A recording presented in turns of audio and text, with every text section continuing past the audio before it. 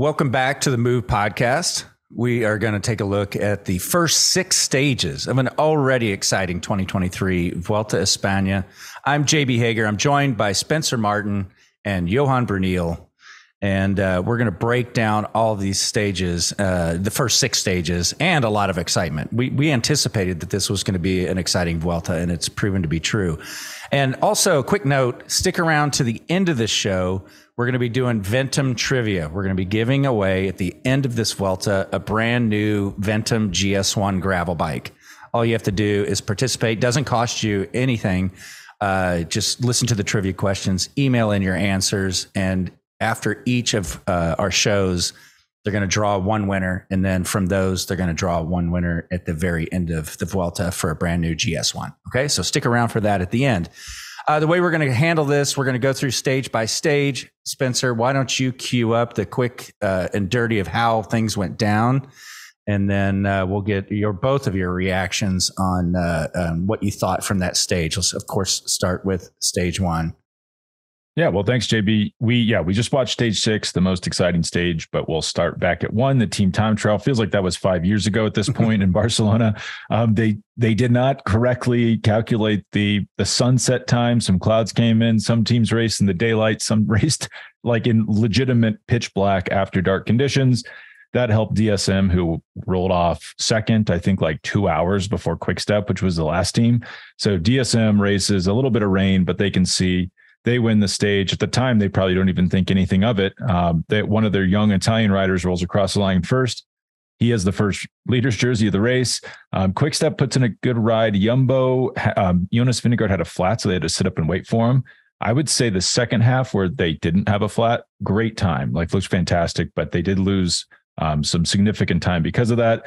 Stage 2 was another bizarre, trouble-filled day. It started outside of Barcelona. Went into Barcelona, there was some rain, flooding at the finish. There was barriers floating away. It was a bit chaotic. It was hard to track it all, really, as it was happening. They neutralized the last 9K of the stage. So once the GC riders got there, they sat up, let a small group contest the stage. Andreas Krohn from Lotto Destiny, DTSY, whatever we're calling that, wins the stage. Good. It was a good win, but it had a bit of an exhibition field because you had all the good riders sitting up. Primož Roglič crashed. That was another significant thing. He crashed on a white line in the rain. Stage 3, and jump in, guys, if you want to say anything about these stages, but I think we'll just get through to 6 and then kind of talk about the big picture stuff. But stage 3 was an oddly early mountain stage. We got out of Barcelona, finally out of the rain, some better weather. Tough mountain stage, tough mountain finish in Andorra. I don't know if I've ever seen a mountain stage this tough, this early in a Grand Tour. Jumbo kind of pulls it back. I thought Jumbo looked a little rusty. They didn't quite know how to handle their dual leaders of Vingegaard, Roglič on the climb. They were chasing each other for a little bit, closing down moves. Sepp Kuss was out the front for a little bit. Looking back, it was fine, but at the time, it's like, what's going on with Jumbo? Some problems here. Remco Evenepoel kind of beats them at their own game, though. Just sits until the last 30 seconds of the stage, blows everybody away, wins. Jonas Vingegaard second. But Remco opened up a time gap of a second. So he got the 10-second time bonus for winning, plus that second. At that point, he's built up a pretty significant lead, like a 30-plus second lead on the Jumbo duo of Roglič and Vingegaard, even more on the UAE guys of Almeida and Juan Ayuso, because they had an even worse stage 1 team time trial. So it's looking pretty good there. And the other note is Enric Mas was looking fantastic up to that point, the only rider really close to Remco. And then stage 4 and 5 were almost identical sprint stages. And we call them sprint stages. It is important to note they were incredibly hard, like 7,000 to 8,000 feet of climbing, 28 mile an hour average. So just brutal stages. Kaden Groves from Alpecin-Deceuninck, which I think they are now, wins both stages. Perfect lead out from Alpecin. I mean, like picture perfect. I would say the big note is like sub 10-second sprints. That's what they were doing at the Tour. They were getting Philipsen so close to the finish line. He's barely in the wind. Groves almost kind of looks like Philipsen on the bike. So it really was just deja vu back to the Tour de France, where Alpecin clearly has a formula for these hard sprint stages and was executing perfectly. Stage 5, Filippo Ganna was oddly the best sprinter that wasn't Kaden Groves. I thought he was sprinting just as fast as Groves, but Groves had a better lead out. Ghana was in the wind for like the last 25 seconds. Groves was in the wind for the last 6 seconds. I thought that was the difference, but pretty good result there from Ghana. I thought that was something we could talk about as far as the future goes, if he could really be a sprinter. Stage 6 today, another really hard summit finish. 2 summit finishes in the first six stages, not something we normally see. It wasn't televised, but the beginning of the stage blew up. Like a strong 40 rider move goes clear. Multiple guys close in the GC. Sepp Kuss, Lenny Martinez, Mikel Landa, Hugh Carthy. Remco Evenepoel dropped. We didn't see any of this. We just had to hear about it, but he was like caught out in crosswinds in the second group. His quick-step team had to pull him back to the front. And then they had this huge job of like containing this 6, 7, 8 minute gap up to Sepp Kuss. They pull it back to around 3 minutes by the final climb, which was tough. I think it was 11K long at 8% steepness. Primož Roglič attacks. Sepp Kuss attacks up front, goes away for the stage win. Primož Roglič attacks in the peloton. Jonas bridges up to him with Enric Mas, and Remco is dropped fairly early on the climb. He looked in big trouble, but it was kind of the classic Remco where he lost 30 seconds right away. Looks fantastic after he loses that, just kind of holds the 30-second gap, finishes 32 seconds back. Now Sepp Kuss is second, Lenny Martinez is first, and then the big favorites are 2-3 minutes back from them. We can talk about, where we go from here, but that's really the wrap up of how we've gotten to where we are at stage 6. Great. I know, Johan, you're probably going to want to go back to stage 1. You were probably watching it in the dark and the rain and going, what the hell? I can hear you. What the hell? Well, on the one side, yes, it really looked really bad. On the other side, it happens in Spain that all of a sudden these storms come in and like an hour. Normally, as of today, it's still clear until 9:15. So I guess that was the calculation. But if the storm comes in, then all of a sudden, it's pitch black, which is what happened. So obviously the riders were really unhappy, not about the rain because you can't plan for that, but about the timing of that time trial. And I think that, there's no gain I don't know what the influence of Barcelona, the city of Barcelona was, because obviously I think Barcelona paid good money to have these 2 first stages. And so we have to kind of know what they wanted, right? But it makes no sense to make a finish at 9:00 at night. And especially having this huge time gap between the first teams, because I think the race started around 6:30. And leaving 4 minutes in between every team on a 15-kilometer parcours is way too much. They could have started at the same time and leaving 2 minutes in between each team, and everything would have been fine. Of course, these things are easy to say afterwards. Second stage was also a bit chaotic, but I personally think that the Vuelta there, they kind of gave in, because they knew that the first day they messed up and it was kind of a concession. To me, the rule or the measure that was taken on stage 2 doesn't make much sense, because, are you going to have to cancel all downhills then when it starts raining? So I didn't really think that was the right thing to do. I did see the images that there was a big wind and leaves and branches on the road. So, they were rightfully concerned, the riders, about the safety. But I think those decisions made last minute are not always the good decisions, because if you decide that you're going to take the time at 9K to go, then it makes no sense to have the bonifications at 3K to go and the bonifications at the finish, because that's also time, right? There was 16 seconds to be gained there or lost. So the positive thing I take away from these 2 first days is that the riders seem to have found a solidarity and are being heard, which it's been a long time since this happened.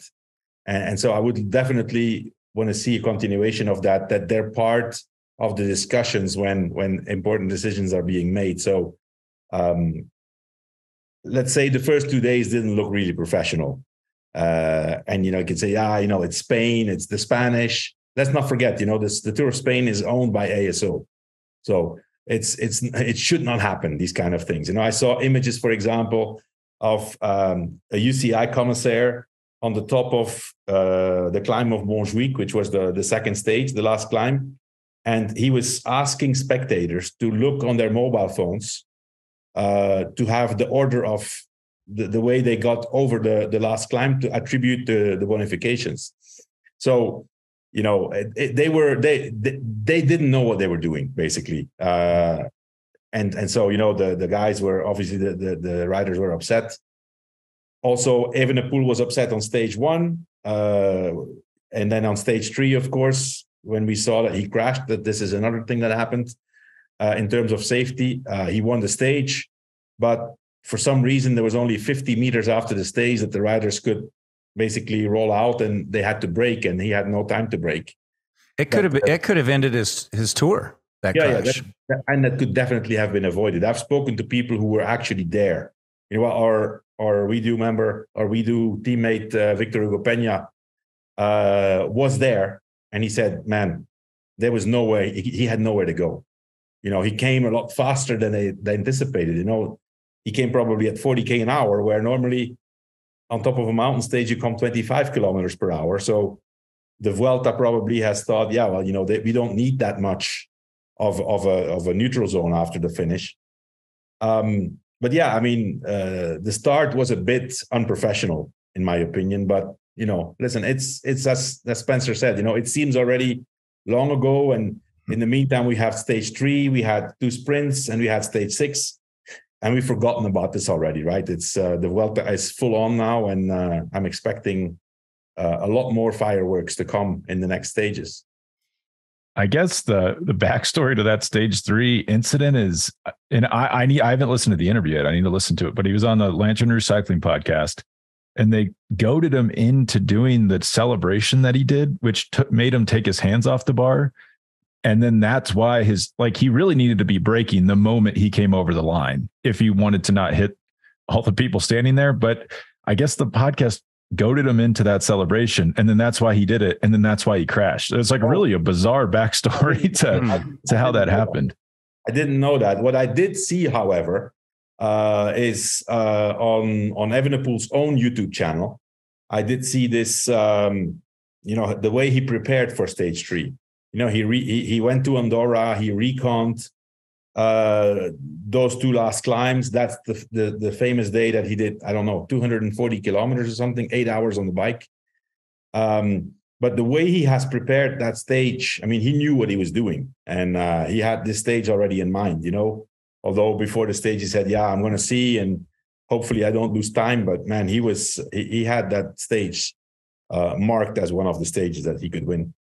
One of the things this is more for Johan. I love seeing Remco being vocal and critical, and you, as you mentioned, the team seem more united. And I think we've said in recent shows, there isn't like a boss of the peloton like there has been in the past.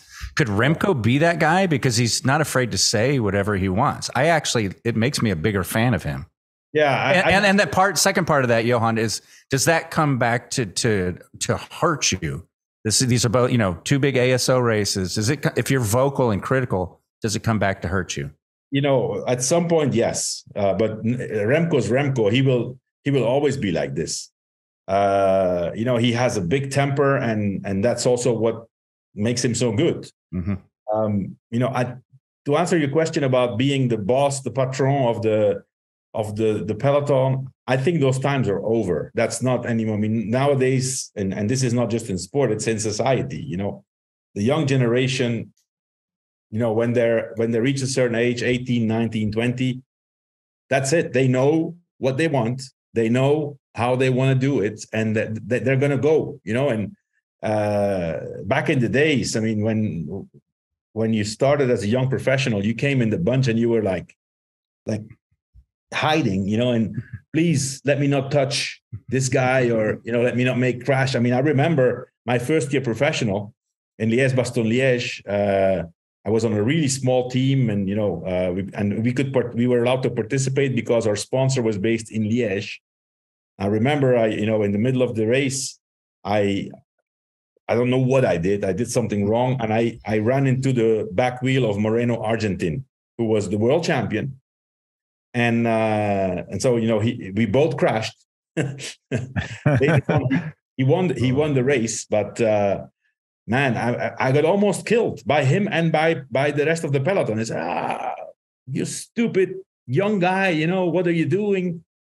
Nowadays, that's not the case anymore. First of all these riders are better at riding their bike, because in my time when I got in the pro peloton, you had to learn everything, because I had never been racing at that level with so many riders, at those speeds.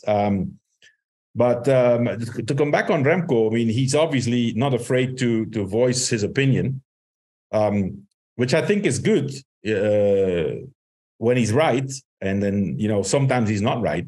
Sometimes it's also he's frustrated, and sometimes there needs to be somebody next to him who kind of calms him down.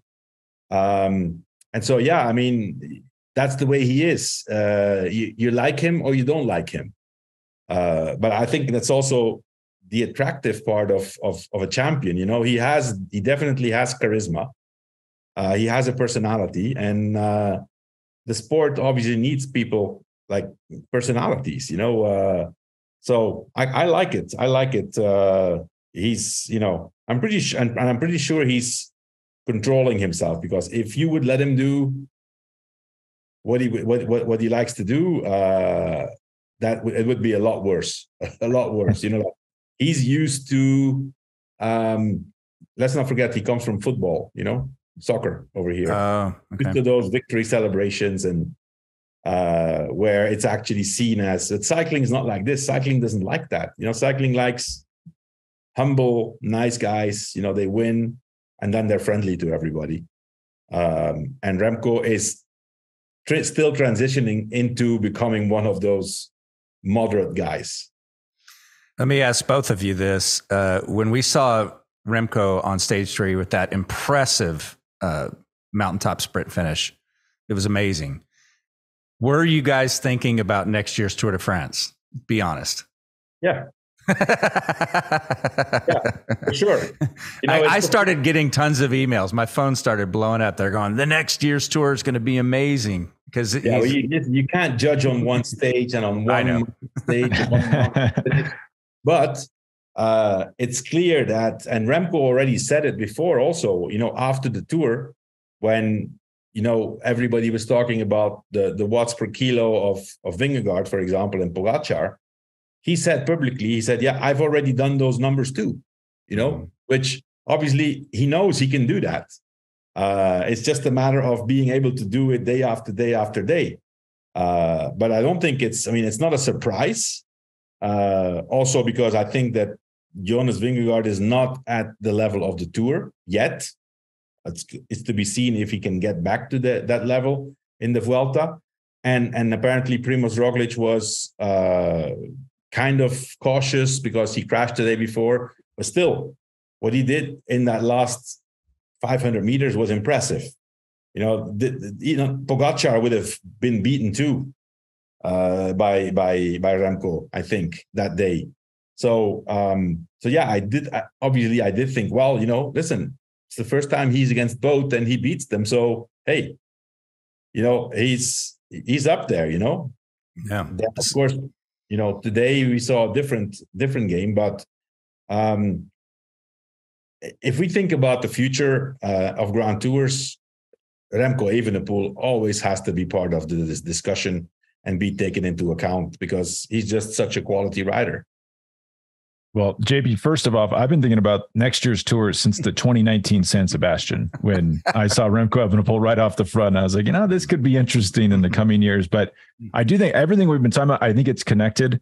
I also like Remco now. I don't know. Just something about the first few stages, him being so outspoken, it has kind of won me over. But Johan and I have been talking about this just personally. I think it's not good for this race. As we saw him so good on stage 3, like it just shows that he can be so good at climbing and so explosive in these finishes. I do think the emotional outbursts and, the sprint yesterday when he got the time bonuses, I personally think that was a good call in that situation, but he does waste a lot of energy. And then today you're like, well, what happened? Why aren't you as strong as you were on stage 3? To me, that's the big bridge he still has to gulf, or the big gap he still has to bridge, where it's like, well, why were you so unbelievably good on stage 3 and then stage 6? Are you wearing down already? Or was that just a bad moment? That's the one thing with Remco that I think the outspokenness and emotional outbursts kind of cost him. It's a 3-week long race. I mean, how many times do you guys ever remember Lance Armstrong screaming at stage finishes after like stage 3 or 4 of a race? Like, people who win Grand Tours are pretty even keel personalities during the race. Yeah, you have to stay calm. You just have to focus on, the 3 weeks. It's a math exercise, basically. You have to make sure that you save energy and take a little bit of time here and there. So listen, for the fans, it's great to have Remco Evenepoel, and him making these gestures after the finish. And a lot of people also don't like it. But listen, if you are like that and then you back it up once in a while with an amazing performance, you're God. He's an attractive figure for cycling. Okay, as Spencer already mentioned, it was the Kaden Groves show on stage 4 and 5. But I also noted something that you mentioned, and we can get Johan's thoughts on it. As you saw Kaden Groves being launched off perfectly, Filippo Ganna was starting to gain, didn't have enough time, but was gaining on him. And as we all know, Filippo Ganna is currently one of, if not the best time trialists. I was like, wow, what speed.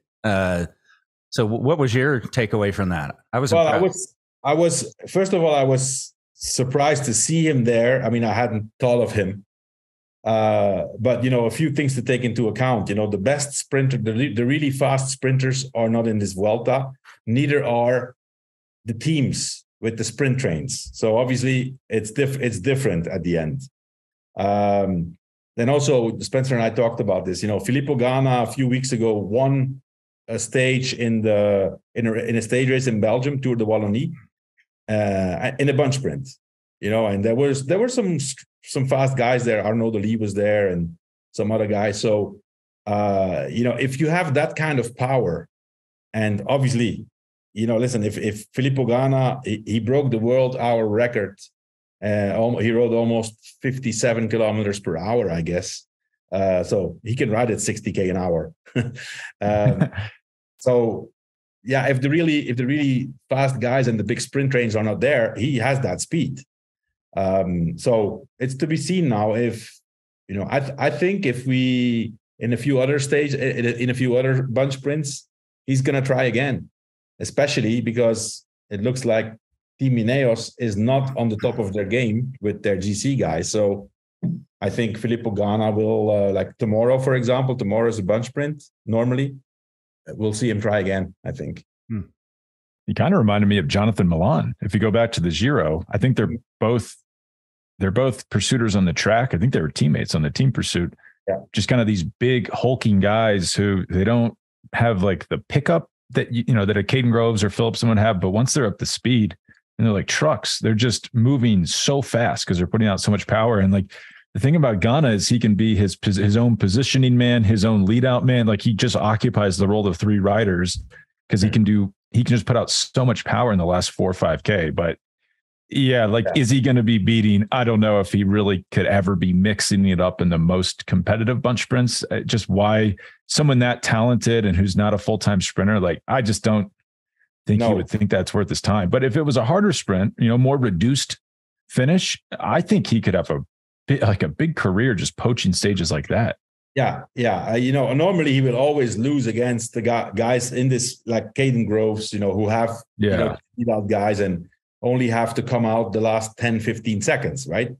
Whereas Ganna has to do already all the work to get in position and then finally accelerate in the end. But in this Vuelta, I think, he knows that the real sprinters, with all respect to Kaden Groves, he is one of the top sprinters. But let's say, there's not the Groenewegens and the Jacobsen and Philipsen and Merlier and the pure sprinters, right?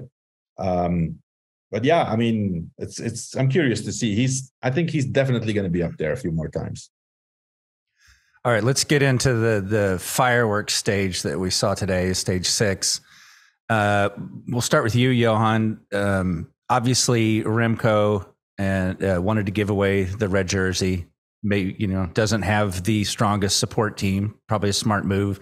Maybe you can elaborate on the art of giving away the jersey, and if you thought they did an appropriate job of that today, because there were times when it's like too much time. What's going on here? Is he in trouble? It was a big gap. One thing is trying to give away the jersey, JB, but today it's not like they gave away the jersey. They lost the jersey, because you can never, ever, ever let a 40 rider breakaway go. 40 riders. I mean, that's madness. There's no way of controlling that. No way. And luckily for them, they got help from Movistar and Ineos, because otherwise this group is gone. And, guys like Sepp Kuss, if he gets, because at some point there were 7 minutes, but at some point, if he gets more than 10 minutes, where is he going to get, if Sepp Kuss starts to go for it, how is he going to get 10 minutes back on Sepp Kuss? In the mountain stages, instead of being up there to do the work, if Sepp Kuss saves himself, he could win the Vuelta, So the 7 minutes was already, in my opinion, wow. When I turned it on, I was 7 minutes. I said, man, this is not good. This is not good at all. Especially because there was four Jumbo-Visma. It's not like just 40 riders. On top of that, 4 guys of Jumbo-Visma. Easier said than done, that, not letting it go away. Sometimes you have no other choice, because, and those 40 riders didn't get away altogether, right? It was 7, 10, this. And before you know, you're out of position, and there's all these guys in front and they're gone, right? And then on top of that, apparently Remco got caught in the crosswinds in the second part of the peloton. So, but yeah, I mean, I don't know. It turned out fine, because at the end they came back to 2 minutes, right? Or two minutes something, which for the GC is okay. But I think today they did what they could. There's rumors also that within the team Soudal-QuickStep, there's some kind of virus, not just there, it's a few other teams too. And so they lost one rider this morning already, Bajoli. Apparently, the other guy, Louis Vervaeke, also had problems in a few stages. Although today he did a great stage. But yeah, sometimes you just have to manage the losses. Giving the jersey away was the plan, but I'm pretty sure the plan was not to have 40 riders away and have guys like Sepp Kuss, Lenny Martinez, Marc Soler, Butrao, Wout Poels. I mean, all these. I mean, if at some point they get no help, they would have blown up their team, and that breakaway could have gotten 10 minutes, which then the Vuelta starts to be in danger. Then the question to be asked is, well, would Jumbo-Visma be okay with that? Because, okay, Sepp Kuss is up there, but he has never been in a position to be the leader. And so there's also no guarantee that he would be able to maintain that high level during all the stages of the Vuelta. And with two Grand Tours under his belt already, he could fall apart. Yeah. He will fall apart, though. I mean, I'm so impressed with Sepp Kuss. It is, I mean, when I heard at the end of the tour or just after the tour that they were thinking of sending Sepp Kuss to the Vuelta, I said, man, these guys are crazy. That's like, that's like rider exploitation, That's but I mean, listen, they know what they're doing. And before making the decision, I'm pretty sure that they know that Sepp Kuss was ready. And I mean, the form he's in now, winning this stage, but also the job he can do for his two leaders will be incredible. It's going to be crucial again. Johan, I'll admit I had the same trepidation. I was like, man, are they really okay with Kuss getting 10 minutes? But I do think at the end of the day, Jumbo just it was perfect. They just worked over.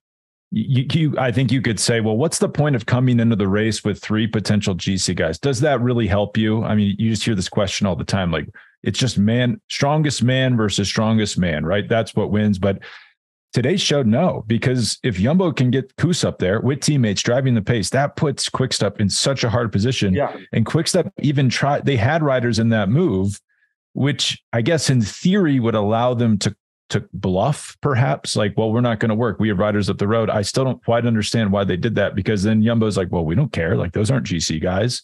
Who cares? Sepp Kuss is getting time. Yeah, I mean, the two riders that of Soudal-QuickStep that were in the break was Catania and Louis Vervaeke, and they both came back at different moments. And I think actually, at first I said, hey, you know what, these guys need to come back straight away to start riding on the flats or on the, before the climb. But I think finally they made a right decision, because I don't know who came back first, but when Louis Vervaeke came back, he did an incredible job setting the tempo. And it was already really hard before that climb. And he really reduced the difference with the first group. Let's not forget, the front group, there were 40 riders, but the guys that have been working very hard to increase the gap, at some point they will be done. And that's going to be in the end when the climb started, and the guys from Soudal-QuickStep didn't work at all in the front. So they came back to the peloton and they were fresh to work. So I think that was not a bad move. Now I think, on the other hand, for example, Ineos, they had one guy in there. Now, after today's stage, I think it's safe to say that they're not going to win this Vuelta. They're going to maybe try for the podium, and even that is going to be extremely difficult. So they should have had a few guys in there, and Movistar, they had one guy in there, I guess, or 2 guys. 2 guys probably. But yeah, I mean, today was not a good day for Soudal-QuickStep. Finally, in the end, they saved the day. And on top of that, even if Remco had a bad day today, he's still ahead of Vingegaard and Roglic. Let's not forget, he's still ahead of them. But they have eliminated. I thought they kind of dug themselves in a hole in that first weekend. I mean, those were pretty significant time gaps, like over 40 seconds for Roglic. Now they're equal, basically. Yeah. So not ideal for a QuickStep, and they need to be building a gap right now. Wait for the race. I mean, I was surprised to see Remco getting dropped. I mean, it was with 4K to go, he got in trouble. And especially when Roglic went, and then Vingegaard and Mas bridged up. And I was worried, because he was going backwards pretty fast, but the guy recovered and he made time back in the end.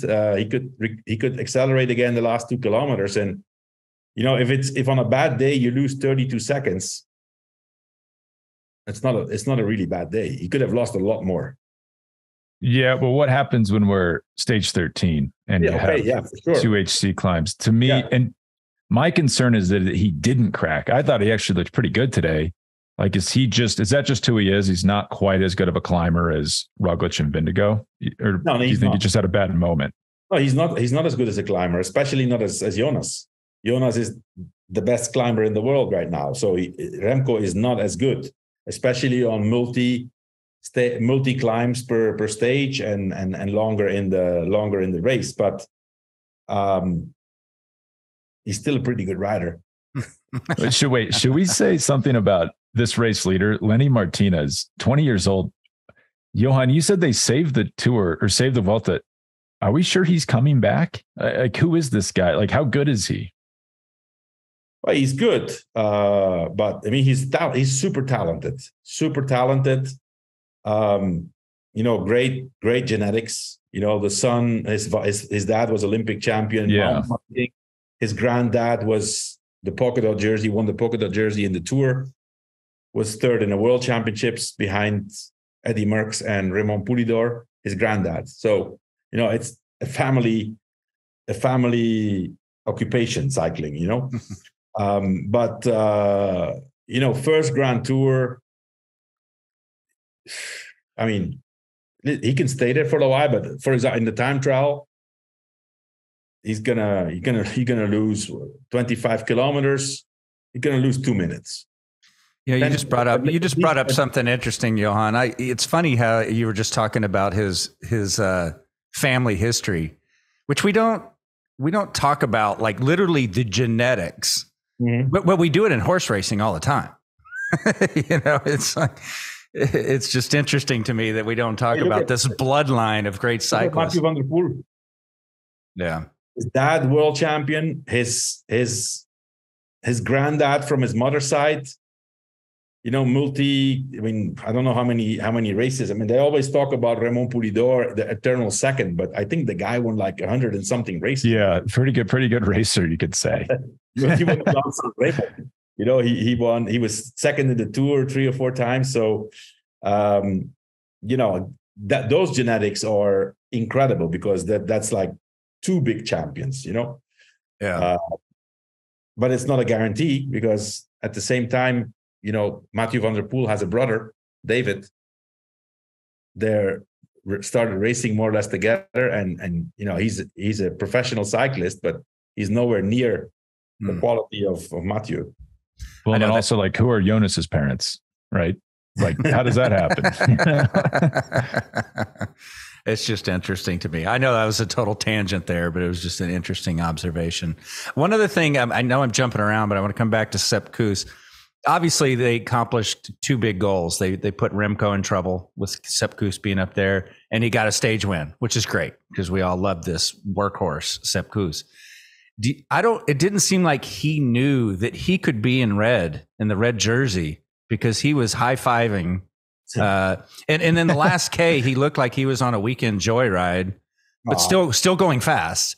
I think that was more of a suffer phase than, I mean, obviously there's this moment where you realize you're going to win, and you have the suffer phase, and there's this smile coming into it. Yeah. Doesn't mean they're going any slower. On the contrary, maybe they're even going faster with the euphoric, you know, injection of adrenaline. But yeah, I mean, the high-fiving at the end, listen, it didn't cost him the red jersey. He's still 7 seconds behind, but he probably didn't know he was that close. That's what I was saying. Like, I don't think he got it wasn't on the radar, or no one was saying it to him. Yeah. Or it wasn't what's important. Interesting about it is, it's like it actually worked out really well for his team, because Jumbo doesn't want that jersey. And I wonder if Plug is in his ear, like, hey, just to give some high fives here at the end, because if they get the jersey, that's a bit of a drag for them. Now they have to defend this thing. They really don't want to be defending it for Sepp Kuss. The perfect scenario with Lenny Martinez now having it. Groupama is going to hold on to this thing for dear life. Yeah. And tomorrow's a flat stage, so initially, Groupama FDG would have to, you know, set the tempo. Then the sprinters teams are going to come in, and then the 2 stages after are also 2 stages that are still suitable for Martinez. But I think normally, you know, Lenny Martinez, he's going to try to hang on to that jersey as long as he can, and then at some point he will crack, and he may still remain close to top 5, but you know, it's going to end at some point, and it's logical. You know, the guy, he is a pure climber. There's, you know, that's the only thing that he's really good in. Other than that, on the flats, he's suffering. Of course, he will have a team around him, and time trialing is not his thing. So, I don't think they should be worried about Lenny Martinez, at least not for now. Well, what about, so let's pencil in Kuss for a 2-minute loss. I think you're right there. Let's say Kuss and Martinez lose 2 minutes in the time trial. Kuss is currently 2:39, something like that, ahead of Evenepoel. Is Evenepoel a better climber than Sepp Kuss? Like, where's he getting the rest of that time back? Well, you know, Sepp Kuss at some point is going to have to be on duty, and that's going to be the Tourmalet stage. He's going to be the guy who normally prepares the big assault of Vingegaard and Roglic on the Tourmalet.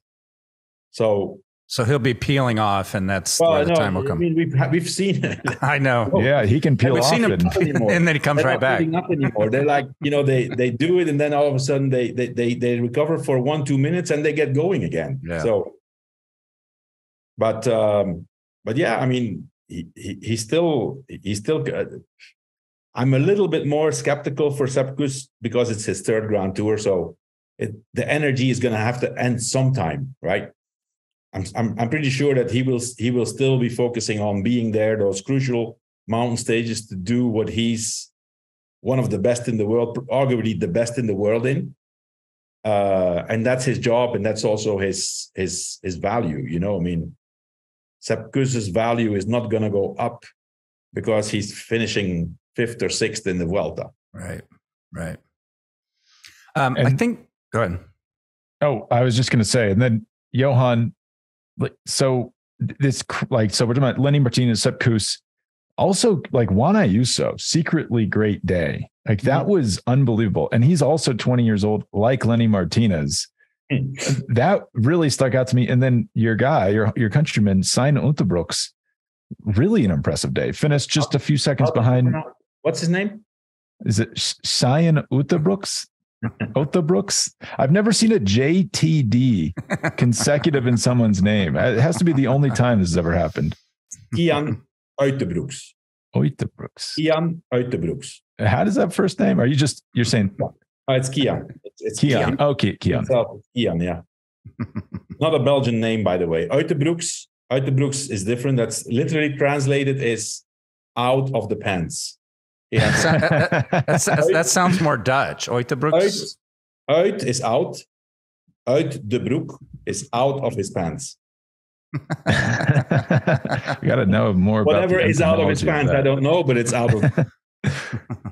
Huh. All right. Was there anything? I mean, I know one other thing you want to talk about. I just don't want to make sure I exclude anything else that might have been in your notes, Spencer. I know Johan wanted to address the Remco Ineos rumor again. We talked about it on the previous show. Was there anything else before we get to that you had, Spencer? I wanted to ask you guys about, so Sepp Kuss, we obviously talked about. Looks fantastic. Great day. Roglic, Vindigo. What do we think about that? I was personally pretty impressed with Primoz today. That was a strong attack coming off a crash on stage 2. I thought he looked a little beat up on stage 3. And then Jonas allegedly has, let's just say it, diarrhea, and has had to stop on a stage to relieve himself. You hear that, you're not thinking, man, this guy's going to do great. And he looked unbothered. And we're saying he's not even at his tour level yet. I wonder if he could win this race without ever reaching his tour level. Like if he just keeps it. Spencer, if Jonas is at 90% of the tour level, he's still good enough to win a Vuelta. And it looks like his main rival is going to be Primoz. We saw today. Personally, I thought Roglic looked a bit better than Jonas today. Jonas was there, but he was suffering. He couldn't come through. Yeah. But still, he was there. First of all, he bridged up to Primoz when he attacked with Enric Mas. We didn't see that. I don't know if it was Jonas bridging up or it was Enric Mas bridging up with Jonas on the wheel. But yeah, I mean, those two. I mean, Jumbo-Visma is amazing. It's scary. I mean, like today, I mean, they have Roglic and Vingegaard and Kelderman and Geesink in the main group, and they have 4 riders up front. It's like, what are we going to do here to beat these guys? It's like they're impressively strong. But I think for the moment it's 50-50. Those guys. Personally, I think that Vingegaard is going to improve during the Vuelta because he cannot have had an ideal lead up, because all the festivities in Denmark and needing to relax mentally also. But he obviously kept fit and looks like it's not the Vingegaard we saw dominantly in the Tour, but he's in the top 3 right now of the strongest riders. So it'll only get better. Well, and let's remember, Vindigo at the beginning of the Tour was getting distanced. he was not the dominant guy we saw at the end of the race. Like, he really rode into that tour. He was getting, I wouldn't say drop, but he was falling behind Tadej in those early, like, you wouldn't go back to Puy de Dôme and say, "Ooh, this guy, unbeatable form." He kind of had to ride into that. On stage 5, he wasn't get distanced. He took a minute on Pogacar that day. But then people were saying, "Oh, Pogacar." There was kind of like rolling out of like, "Oh, I don't know if he can really do this." And then it kind of looked like the tide was turning. He rides in really well, and then he's clearly, I agree with you, he was suffering. He was not stronger than Roglic. Roglic just rode Moss off his wheel, and Enric Mas, who looks incredible, like, he just popped right off that wheel, and Jonas could hold it. That's pretty impressive. Yeah. No, but you're right. Those young, I mean, like Juan Ayuso and Kian Uitebrooks, they finished this stage really strong. They just lost a few seconds on the two biggest favorites. So yeah, I don't think they're going anywhere. I don't think they're going to fall apart. Sorry? I don't think they're going to fall apart. I think they're going to be there the whole race. No, listen. Lenny Martinez and Kian Uitebrooks, it's their first Grand Tour. They're discovering, and they're here to see how far they can go. But let me tell you, if you hear the post-race interviews of Juan Ayuso and his facial expression, there's no doubt in his mind that this guy is here to race and to be up there with the best. And the way he talks, it's so mature. It's so impressive to see a young guy like this. It's also only his second Grand Tour, and to see him so confident. Yeah, it's not an exception anymore. I mean, if you look at the top 10, we should. I don't know. I think there's 4 20-year-olds in the top 10. It's almost the norm now. And then the people like Geraint Thomas are suffering. And the thing with Ayuso, I mean, he's got to be the only person in the history of the sport to be 20 years old and never having finished off a podium of a Grand Tour. I mean, that is unbelievable. Yeah, and also if you hear Sepp Kuss, his interview after the stage, he says, he's racing with the son of a guy he had a poster of. I know, yeah. He feels old. How old is Sepp? He's like 26 or something. Yeah, I laughed at that. Yeah, because I don't think of Sepp Kuss as an old guy, but yeah, that's how much it's changed, right? Okay, I thought on the preview show we put that whole Remco Ineos rumor to bed. Apparently not. Well, yes, we did, and I still think that's what's going to happen. But I heard a new potential scenario, and when I think about it, it actually makes sense. So there's this new rumor. First of all, I know that there's been discussions, meetings, and negotiations between the big guy of Soudal-QuickStep, the majority owner. It's a Czech guy called Zdeněk Bakala, who's the majority shareholder of the team, and Jim Ratcliffe, the owner of Ineos, not just of the team, but of the company Ineos, which is huge. I mean, Jim Ratcliffe is the richest person in the UK. These discussions have been going on. And we've all thought, buying Remco out of the contract is super difficult. Buying a part of the team Quick-Step is also super difficult. But now I've heard a new theory, which actually could make sense, is that there's a potential. I mean, it's a thought, but if you think about it, it is possible. It is doable. Basically, Ineos buying the license of Team Soudal-QuickStep. So Team Ineos becomes the owner of the license. They have only 15 riders contracted right now. That's for a purpose. Actually, today I heard that it's confirmed a new 4-year deal for Carlos Rodriguez with Ineos. So he's not going to Movistar. So there's a few things that make me doubt a little bit about the scenario, but I'm just going to lay it out. So Ineos buying the license of Soudal-QuickStep, the team Soudal-QuickStep with Remco Evenepoel, because obviously they want Remco. right? And they want probably people around Remco. So Ineos as a sponsor, they go away as the main sponsor. The team remains Soudal-QuickStep. Ineos becomes the owner, and they become a small co-sponsor. So Soudal-QuickStep, Ineos.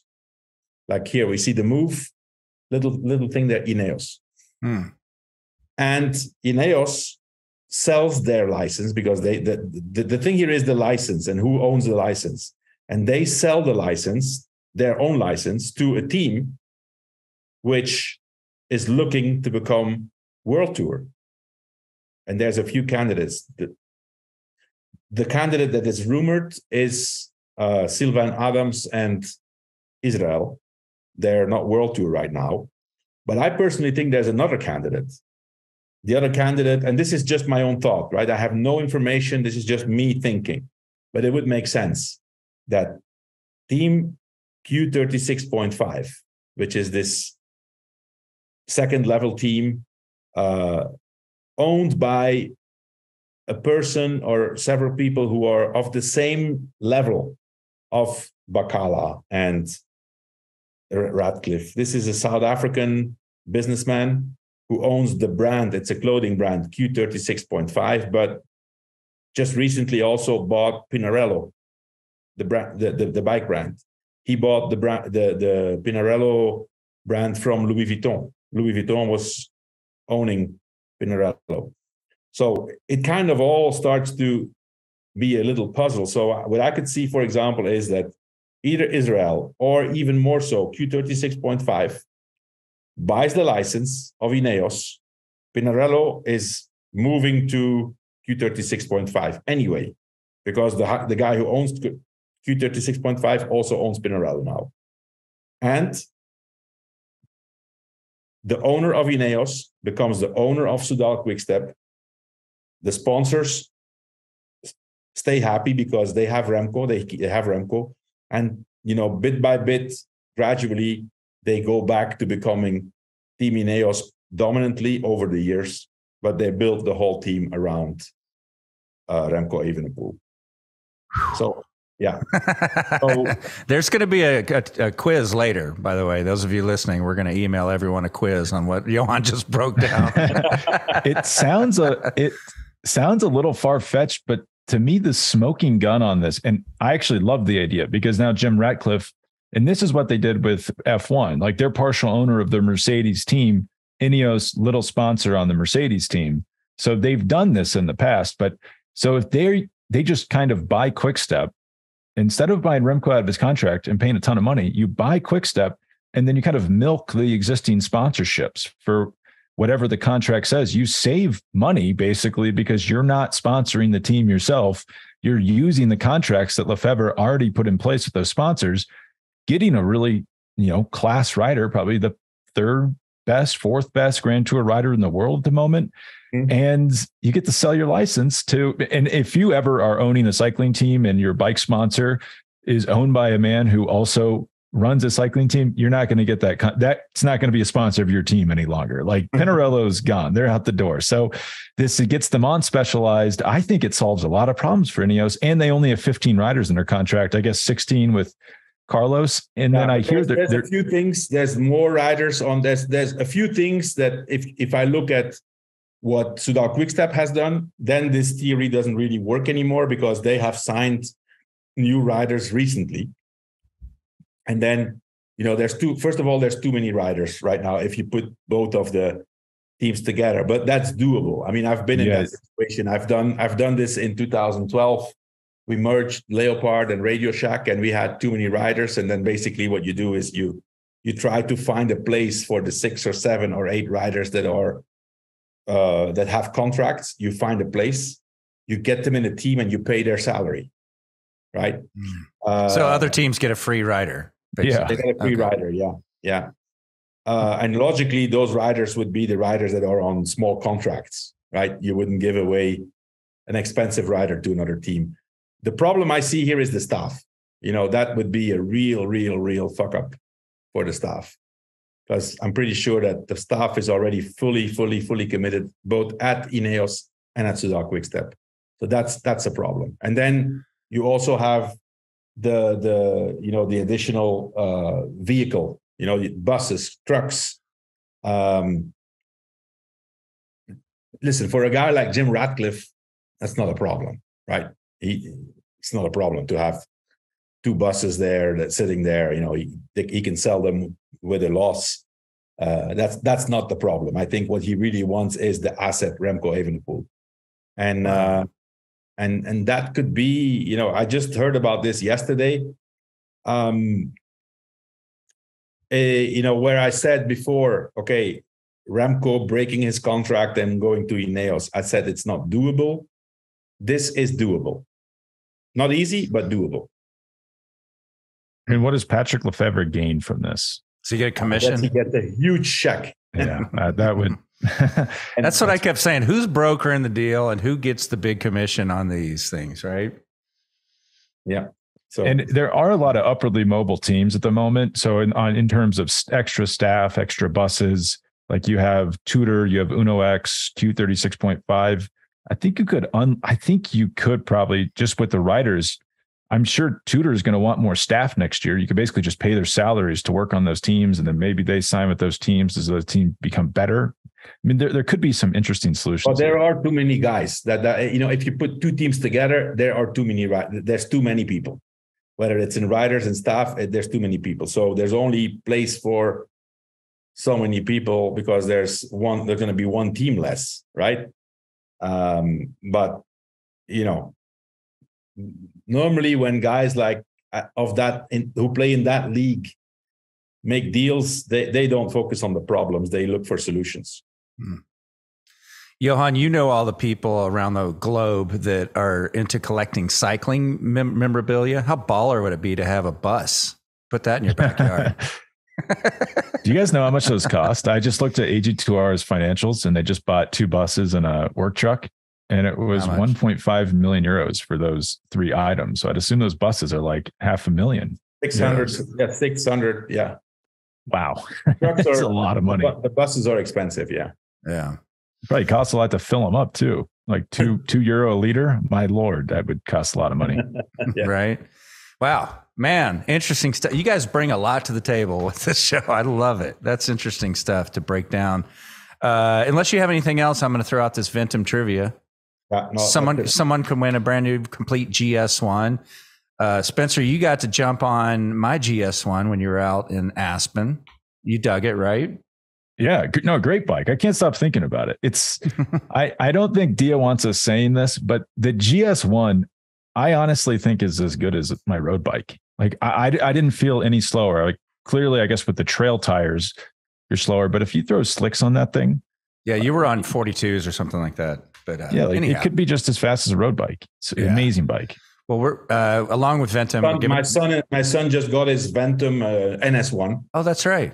And he says he feels like a different rider. He says, nice.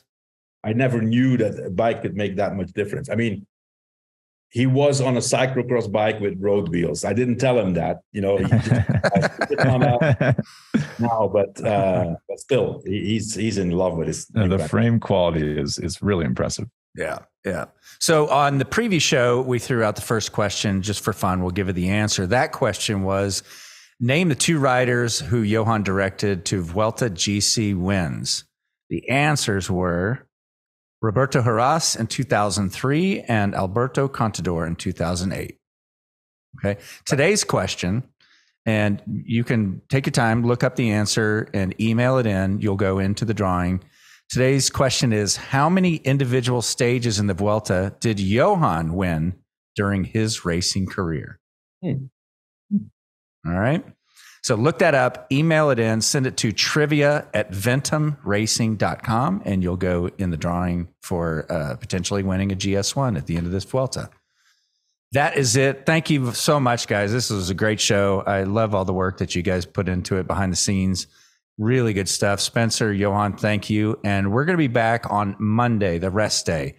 Labor Day here in the U.S., so hopefully you have some leisure time to watch the whole stage and then join us. But thank you, guys. I sure appreciate it. Thanks, Abby. Thanks, Spencer. Yeah, thanks for having me, and thanks, guys.